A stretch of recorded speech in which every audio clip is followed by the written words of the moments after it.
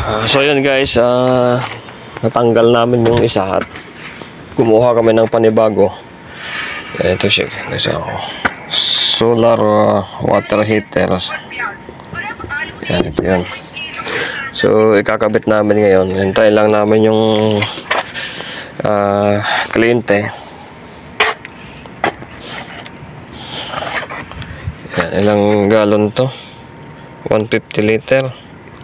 Solar 1 plat panel. Yan, medyo magaan-gaan naman guys ito kaysa yung ibang heater na central. Aywa. Let's take this one. Okay. No. Maybe here. Maybe adapter only.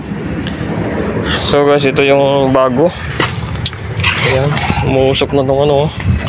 Mainit na siguro ito. Mainit na nga. Walang tubig eh. Sige. Ayan.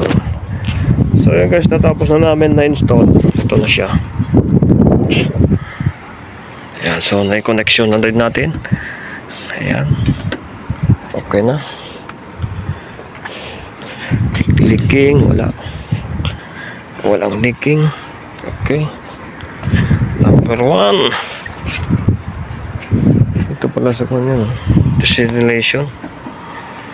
So takpan na natin ngayon guys para safe na itong ating unit na heater. So ito na guys yung ating solar water heater na central. So okay na to. Lagyan ko lang mamaya ng tape ito. Tanggalin na natin tong kanyang takip.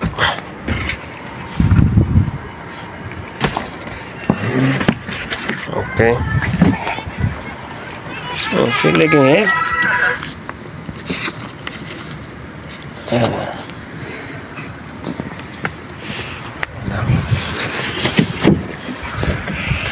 So yan guys, okay na siya.